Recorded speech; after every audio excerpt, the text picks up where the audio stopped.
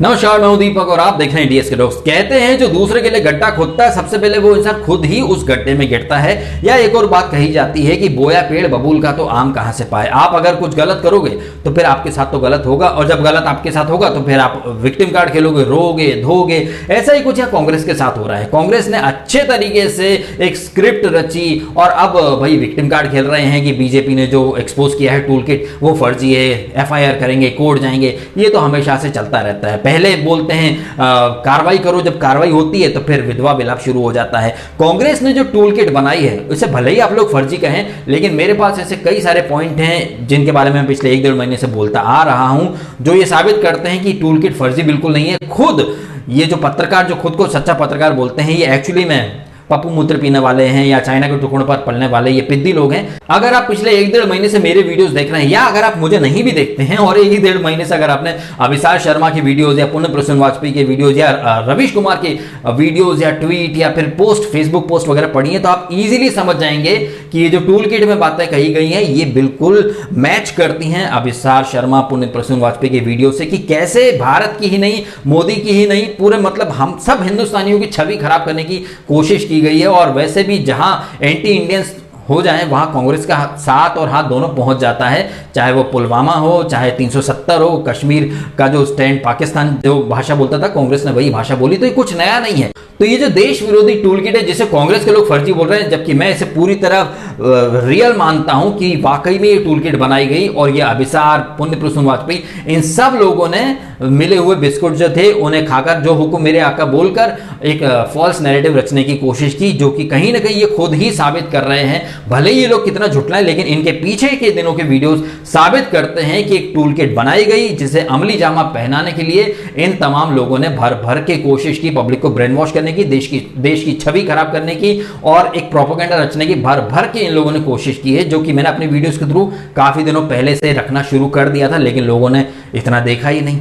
आश्चर्य की बात तो यह है कि वो चीजें जो मैं पिछले 1-1.5 महीने से देख पा रहा हूं, हमारी जो 56 इंची सरकार है, वहां जो सूचना प्रसारण मंत्रालय है, वो कुंभकर्णी नींद में ऐसा सो रहा है कि ये जो फॉल्स नैरेटिव चलाने वाले लोग हैं ये फलते फूलते मतलब एस्टैब्लिश हो चुके हैं। इसके बारे में मैं काफी दिनों से बोल रहा हूं और ये जो सच है आपके सामने लाने की कोशिश कर रहा हूं, लेकिन ऐसे लोग जो मुझे अंधभक्त बोल देते हैं वो कभी सच स्वीकार नहीं करते हैं। ऐसे लोग जो मुझसे उम्मीद करते हैं कि भाई डीएसके आप अनबायस्ड रहो, लेकिन वो खुद चाहते हैं कि भाई डीएसके दिन भर मोदी को गालियां दो। अगर मोदी को गालियां दोगे तो ही आप निष्पक्ष या फिर अनबायस्ड माने जाओगे। अगर आप मोदी के किसी ब्लंडर को डिफेंड करोगे तो आप भक्त कहलाओगे, भले ही फिर वो ब्लंडर हो ही नहीं। देखिए, मैं पहले भी कह चुका हूं कि हमारे देश की जनसंख्या और बाकी डेवलप्ड नेशंस की जनसंख्या में जमीन आसमान का अंतर है। अगर आप फैक्ट उठाकर देखेंगे तो अमेरिका में 5 लाख से ऊपर मौतें हो चुकी हैं। इतने तो केसेस ही हमारे यहां रोज आ रहे हैं। मैं आपको बड़े ही सिंपल तरीके से एक बात अगर मैं कहूं कि एक घर में 15 लोग रहते हैं, ठीक है, और एक ही टाइम पर सबको लूज मोशन लग गए, लेकिन घर में टॉयलेट सिर्फ एक है, तो क्या आप रातों रात 15 टॉयलेट बनाएंगे सबके लिए एक एक है? ये परिस्थिति हमारे देश में 70 सालों से हमारे देश में हेल्थ इंफ्रास्ट्रक्चर को इग्नोर किया गया। आज हर कोई बोल रहा है कि भैया हॉस्पिटल क्यों नहीं बनाए, राम मंदिर। अब मैं एक वीडियो में पहले भी बोल चुका हूं, वही स्टेटमेंट रिपीट कर रहा हूं। पहले लोग बोलते रहे कि मोदी में दम है तो जरा अयोध्या में राम मंदिर बनवा के दिखाए। अब जब राम मंदिर का काम शुरू हो गया तो लोग कह रहे भाई पैसे की बर्बादी है, यहां तो हॉस्पिटल बन जाते। यहां ये जो करोड़ों अरबों रुपए के घोटाले हो गए तब किसी ने नहीं क्रेडिबिलिटी, अकाउंटेबिलिटी या रिस्पॉन्सिबिलिटी की बात की कि भाई इतने पैसे में हॉस्पिटल बन जाते। वेंटिलेटर की बड़ी बातें हो रही हैं, ये लोग पीएम केयर फंड की बड़ी बात करते हैं। देखिए, मैं सिर्फ फैक्ट रख रहा हूं आपके सामने, मैं किसी का पक्ष नहीं ले रहा हूं, सिर्फ फैक्ट रख रहा हूं। पीएम केयर जो फंड है, जो नरेंद्र मोदी सरकार ने वेबसाइट pmcarefund.gov.in पे कुछ FAQs हैं, उन FAQs में फुल ट्रांसपेरेंसी के साथ सवाल जवाब हैं कि भाई कितना कलेक्शन हुआ। 2019-2020 का टोटल कलेक्शन 3000 करोड़ के कुछ ऊपर है, बट टोटल फंड एलोकेट किया गया है, सैंक्शन किया गया है वेंटिलेटर्स के लिए, आईसीयूज या वैक्सीनेशन मतलब मेडिकल इंफ्रास्ट्रक्चर के लिए टोटल फंड जो एलोकेट किया गया है वो 3100 करोड़ और आया हुआ फंड था तकरीबन 3076 करोड़ रुपए। मतलब कुछ फंड एक्स्ट्रा ही इश्यू किया गया है। वेंटिलेटर सारे स्टेट्स को इश्यू किए गए, लेकिन स्टेट्स इस्तेमाल ही नहीं कर रहे हैं। हमारे यहाँ पॉलिटिक्स कैसे होती है ये आप सबको दिखाई दे रहा है। पिछले 1-1.5 महीने में अगर आप अभिसार शर्मा के, रवीश के या पुण्य प्रसून वाजपेयी के एक भी वीडियो अगर आपने देखे हैं तो आप अच्छे से समझ जाएंगे जो टूल किट में जो बातें हैं अब ये महज एक इत्तेफाक नहीं हो सकता कि जो बातें टूल किट में हो वही नैरेटिव अभिसार शर्मा और पुण्य प्रसून वाजपेयी जैसे पत्रकार पिछले 1-2 महीने से रन कर रहे हैं। ये टूल किट कहती है कि मोदी की इमेज खराब करो। यहां देखिए विडंबना कि वो वायरस, वो कोरोना वायरस जो चाइना से आया है। रवीश बाबू का मैंने पिछले साल का एक वीडियो शेयर किया था जहां वो कह रहे थे कि चाइना को बदनाम किया जा रहा है, मतलब वायरस के नाम पर चाइना पर बिल फाड़ा जा रहा है। अगर आपने नहीं देखा तो पिछले साल के मेरे वीडियो देख लीजिएगा। साफ साफ इन लोगों ने चाइना को डिफेंड किया था। चीन की थ्योरी को बहुत ज्यादा बढ़ा चढ़ाकर अगर बताते हुए कोई मिले तो समझिएगा कि इस वक्त खबरों का अकाल है और सरकारों की जवाबदेही पर पर्दा डालने के लिए चीन की थ्योरी सामने लाई गई है। ऐसे कई दुश्मन आपके सामने लाए जाते रहेंगे। अभी तो 2-4 ही हैं, आगे पता चलेगा कि आपका पड़ोसी भी उसके लिए जिम्मेदार ठहरा दिया गया है कोरोना या कोविड-19 के प्रसार के लिए।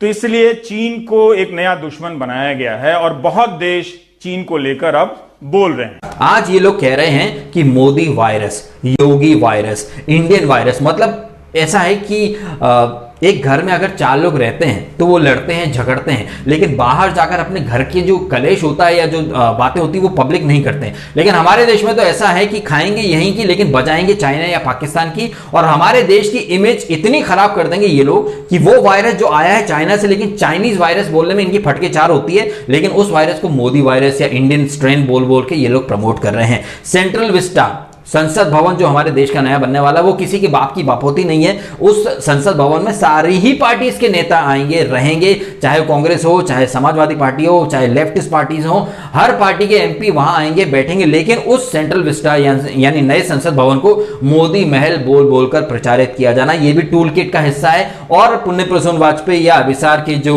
वीडियोज हैं उन सब में मोदी वायरस, मोदी महल, गरीब का बेटा 70 करोड़ों का संसद भवन बना रहा है, मतलब टैक्स का जो पैसा है वो मोदी अपने घर मोदी महल बनाने में लगा रहा है। ऐसी वीडियोस डाले गए।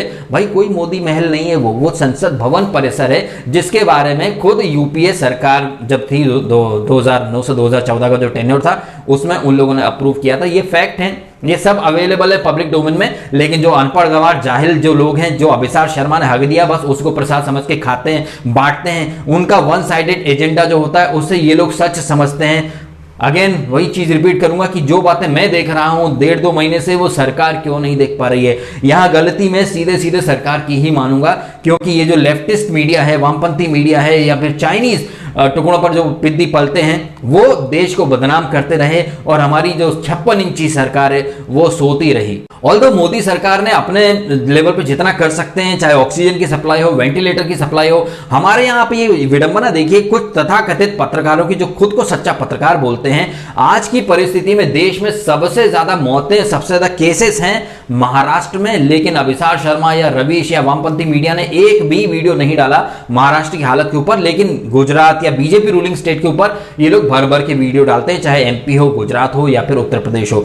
आपको एक बात और बता दूं, एक और फैक्ट बता दूं कि कल तकरीबन 230 से ज्यादा मौतें अकेले पंजाब में हुई हैं। पूरी कंट्री में सबसे ज्यादा मृत्यु दर अगर कहीं है तो वो है पंजाब में। ऐसे में राहुल गांधी जो देश की सरकार से सवाल कह रहे हैं या आइडियाज दे रहे हैं कि मोदी सरकार राहुल गांधी के मॉडल को स्वीकार कर ले। राहुल गांधी अगर इतने ही विजनरी हैं, इतना ही अच्छा नेतृत्व है, तो फिर उनकी जो कांग्रेस पार्टी की सरकारें हैं, जैसे महाराष्ट्र में वो सत्ता में भागीदार हैं, या फिर राजस्थान या पंजाब में क्यों नहीं उनके आइडियाज अमल करती वहां की सरकार? क्यों वहां पर मृत्यु दर सबसे ज्यादा है? महाराष्ट्र में क्यों केसेस थमने का नाम नहीं ले रहे? अब खैर लॉकडाउन की वजह से या फिर जो तूफान आया था इसकी वजह से लोग घरों में दुबक गए तो केसेस में कमी देखने को मिल रही है, लेकिन सबसे ज्यादा मौतें फिलहाल महाराष्ट्र के नाम पर ही हैं। लेकिन यहां रवीश बाबू नहीं बोलेंगे कि महाराष्ट्र बन गया महालाश तंत्र। उत्तर प्रदेश में लखनऊ को तो लाशनऊ बोल दिया था, जबकि उत्तर प्रदेश की टोटल अगर हम डेथ काउंट की बात करें और महाराष्ट्र की बात करें तो जमीन आसमान का अंतर है। लेकिन ये सच्चे पत्रकार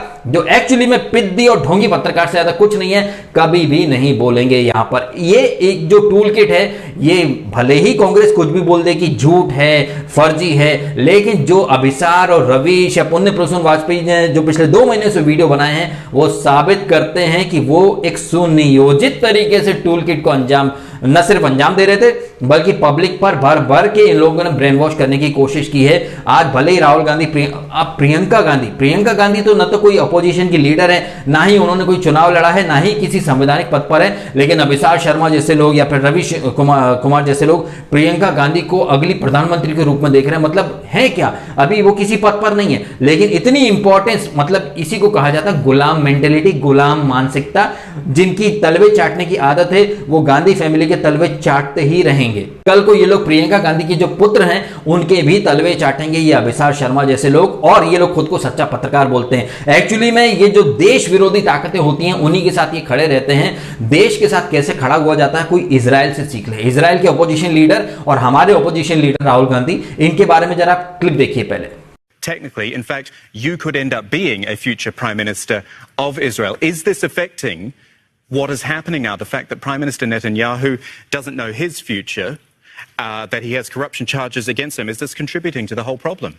This is not about Netanyahu, and it's not about left and right in Israel, and I will certainly back Netanyahu and Minister Gantz and the government of Israel at this very difficult moment. When we get hundreds of rockets a night on Israel, we all stand united. No one will divide us, and we'll fight back. Congress सांसद राहुल गांधी ने पुलवामा हमले को लेकर 3 सवाल पूछे हैं। राहुल गांधी ने पूछा है कि पुलवामा हमले से सबसे ज्यादा फायदा किसे हुआ है। आज जब हम पुलवामा हमले के 40 शहीदों को याद कर रहे हैं तो मैं कुछ पूछना चाहता हूं, ये राहुल गांधी ने ट्वीट करते हुए लिखा। और राहुल गांधी ने पहला सवाल पूछा, हमले से सबसे ज्यादा किसका फायदा हुआ। और दूसरा सवाल जो राहुल गांधी ने पूछा वो ये कि हमले की जांच में क्या निकला। और तीसरा सवाल राहुल गांधी ने पूछा कि सुरक्षा में चूक के लिए बीजेपी सरकार में किसकी जवाबदेही तय हुई है। राहुल गांधी का ये ट्वीट और ये 3 सवाल। भले ही आपसी मतभेद कितने भी हों, लेकिन प्रॉब्लम के समय हमें सबको एक हो जाना चाहिए। लेकिन ऐसी संकट की परिस्थिति में इंडिया में सिर्फ पॉलिटिक्स हो रही है। यहां पीएम की इमेज खराब करने के लिए एक अलग ही प्रोपेगेंडा रचा जा रहा, फेक तस्वीरें, फेक पोस्ट शेयर की जा रही हैं। जहां एक्चुअली में प्रॉब्लम है वहां सवाल नहीं किए जा रहे हैं। यहां हर चीज का ठीकरा मोदी पर फोड़ा जा रहा है। कह रहे कि हॉस्पिटल क्यों नहीं बनाए, मतलब 70 सालों से तो बड़े हॉस्पिटल बन रहे थे, हैं? ये सवाल जवाब कभी नहीं होगा। आज अकाउंटेबिलिटी पूछी जा रही है। यूपी में, बिहार में लाशें फ्लोट हो रही हैं नदियों में, उसके ऊपर बड़ा बवाल मच रहा है। लेकिन मुंबई में भाई जिलेटिन की रॉड मिल रही हैं, ये एक्सप्लोजिव मटेरियल मिल रहे हैं, थाने क्रिकी में बॉडी रिकवर हो रही हैं, यहाँ करोड़ों रुपए की वसूली के कांड हो रहे हैं। एक सवाल नहीं पूछा जाता। यहाँ पंजाब में सबसे ज्यादा मृत्यु दर है, महाराष्ट्र में सबसे ज्यादा कोरोना केसेस हैं, सबसे ज्यादा मौतें हुई हैं, लेकिन कोई भी सवाल नहीं पूछा जाता। ये फैक्ट है। आप चाहें तो कभी कभी डेटा निकाल करके देख लीजिए। ये डेटा इंटरनेट पर अवेलेबल है, किसी भी मीडिया पोर्टल पे या फिर खुद आप गवर्नमेंट के ऑफिशियल वेबसाइट पे जाएंगे, आपको पता चल जाएगा सबसे ज्यादा केसेस कहाँ हैं, सबसे ज्यादा मृत्यु दर कहाँ है। लेकिन ये चीजें ये सो कॉल्ड सच्चे और निष्पक्ष पत्रकार नहीं बोलेंगे। यहां कमी अगर मैं मानूंगा तो सूचना प्रसारण मंत्रालय जो प्रकाश जावड़ेकर के अंतर्गत आता है, उनकी जो नाकामी है वो दिखाई दे रही है। अब जिस तरह से बीजेपी एक टूल किट का नाम ले रही है और एक्सपोज कर रही चीजों को, ये बिल्कुल वैसा ही है कि अब पछताए होत क्या जब चिड़िया चुग गई खेत। ये लोग अपना फॉल्स नैरेटिव चलाने में कामयाब हो चुके हैं। बहुत सारे लोगों के इन्होंने ब्रेन वॉश कर दिया है और कई सारे ऐसे लोग तो हैं जो व्हाट्सएप यूनिवर्सिटी से पढ़कर आते हैं, कुछ फैक्ट वगैरह देखते नहीं है। पीएम केयर फंड का तो हिसाब मांगते हैं, लेकिन सीएम केयर फंड पर कोई बात नहीं होती है। क्या वजह है कि अब तक ऑक्सीजन का रोना रोने वाली ये दिल्ली की लवणासुर सरकार, केजरी सरकार, जैसे ही सुप्रीम कोर्ट ने बोला कि भाई ऑक्सीजन का जो कोटा है उसका ऑडिट करेंगे, सडनली दिल्ली में ऑक्सीजन की जो डिमांड है वो कम हो जाती है। काला बाजारी करने वाले ये जो वो खान मार्केट या कौन जहां पर कबाब वगैरह शॉप, तमाम तरह से दिल्ली में ऑक्सीजन की ब्लैक मार्केटिंग करते रहे। लेकिन जैसे ही सुप्रीम कोर्ट का डंडा पड़ा, हाई कोर्ट का डंडा पड़ा, अचानक से डिमांड कम हो गई है। हमारे देश की जो दुर्गति हो रही है वो इसीलिए हो रही है क्योंकि पब्लिक इजीली ब्रेन वॉश हो जाती है। नेता अपनी पॉलिटिकल रोटियां सेक लेते हैं। वो केजरीवाल जो ईमानदारी और जन लोकपाल की बातें करता था, खुद लालू या फिर भ्रष्ट नेताओं की जमात में शामिल हो चुका है। वो बीजेपी जो कांग्रेस को कोसा करती थी कि ये नेतृत्व कमजोर है, खुद बीजेपी की सरकार, बीजेपी की नाक के नीचे बहुत सारी चीजें हो रही हैं, फॉल्स नैरेटिव हो रहे हैं। इवन आपको एक एग्जांपल देता हूं, वो लोग जो बीजेपी को पानी पी पी कर कोसते हैं, जैसे कि मल्लिका दुआ, उसने तो दुआ की थी कि बीजेपी के लोग मर जाएं या बीजेपी आईटी सेल में जो लोग काम करते हैं, इन शॉर्ट जो भक्त हैं वो सब मर जाएं। आप खुद सुन लीजिए। savage. A Twitter account you'd like suspended pronto. All bhakts, yaar, all these IT cells, they should just die. Twitter account you'd like suspended pronto. All bhakts, yaar, all these IT cells, they should just die. ये मल्लिका दुआ अकेली नहीं है, ऐसे बहुत सारे लोग जो बीजेपी को या बीजेपी के नेताओं को या बीजेपी के सपोर्टर्स को मरने की दुआ मांगते हैं। जब इन्होंने ट्विटर पर कुछ मदद मांगी कोरोना के टाइम पर, आप यकीन नहीं मानेंगे, बीजेपी के बड़े बड़े मंत्री अपना फोन नंबर पब्लिकली शेयर कर रहे हैं मल्लिका दुआ जी के साथ कि आपको मदद हो तो फोन करो। तुरंत इंस्टेंटली मदद प्रोवाइड की गई है। लेकिन जो बीजेपी के समर्थक हैं या जो बीजेपी के लिए दिन रात गालियां खाते हैं, उनकी तरफ बीजेपी के मंत्री झकते भी नहीं है देखने के लिए। यहां पर कमजोरी अगर कहिए तो वो बीजेपी में खुद में है। ऐसे लोग जो बीजेपी को गालियां ही देंगे, आप उनको तो खुश करने के चक्कर में अपने जो लॉयल वोटर्स हैं उनको कहीं ना कहीं आप डिसअपॉइंट कर रहे हो। आप उन लोगों का विश्वास जीतना चाहते हो जो आपको गालियां ही देंगे। आप मदद करो लोगों की, लेकिन अपने जो लोग हैं उनकी भी तो मदद करो। आप तो ब्लू टिक वाले लोगों को, बीजेपी के लिए ऐसा है वीआईपी कल्चर। मोदी जी बोलते बहुत हैं लाल किले से, माई और बहनों वीआईपी कल्चर को खत्म करो। लेकिन ट्विटर पे जो वीआईपी हैं या जो ब्लू टिक धारी है, उन लोगों के लिए बीजेपी के मंत्री तुरंत मदद प्रोवाइड करते हैं, एक सेकंड की देर नहीं करते। लेकिन जो बीजेपी के लिए दिन भर गालियां खाते हैं, जो सपोर्ट करते हैं, वो मदद मांग मांग के मर जाते हैं, लेकिन कोई नहीं झकता है। ये जो दूसरों को खुश करने में सबका साथ सबका विश्वास जो लेना चाहती बीजेपी, कहीं ना कहीं वो बुरी तरह बैकफायर करेगा। और ये जो फॉल्स नैरेटिव फल फूल रहा है, वो बीजेपी के सूचना प्रसारण मंत्रालय के निकम्मेपन, नाकारापन की ही बदौलत है। यहां पर दूध की धुली बीजेपी भी नहीं है। बीजेपी टाइमली एक्शन लेती तो ये जो किसान मोर्चा के टाइम पर ग्रेटर थनबर्ग टूल किट आई, अभी कांग्रेस की टूल किट आ गई, आगे कोई और टूल किट आएगी, क्योंकि हमारे जो सूचना प्रसारण मंत्रालय ये कुंभकर्णी नींद में सोते रहेंगे। ठीक है जी, तो यह है इस टूल किट के ऊपर हमारी सीधी बात नो बकवास। बहुत सारे लोगों के गुर्दे डेफिनेटली छिले होंगे, लेकिन मैं बगैर फैक्ट के या फिर बगैर लॉजिकल रीजनिंग के कोई बात नहीं करता। यहां पर कांग्रेस भले ही कितना झूठ बोल ले, लेकिन तस्वीर जो है वो अलग ही कहानी बयां करती है। कांग्रेस की टूल किट की बातें और अभिषेक शर्मा, रवीश या पुण्य प्रसून वाजपेयी का जो वीडियोज हैं वो साबित करते हैं कि 60 गांठ है अच्छी खासी। जो बातें बीजेपी बोल रही है कि कांग्रेस ने की, वही बातें अभिसार और पुण्य प्रसून वाजपेयी के वीडियो में वही बातें, वही नैरेटिव झलकता है साफ साफ। आपको क्या लगता है, क्या नहीं लगता है, कमेंट अवश्य करके बताइएगा। और अगर ये वीडियो आपको अच्छा लगा हो तो लाइक करना, कमेंट करना, शेयर करना और सब्सक्राइब भी करना DSK टॉक्स। अगर आपने नहीं किया तो, आपने समय निकाला, वीडियो देखा, आपका बहुत बहुत धन्यवाद।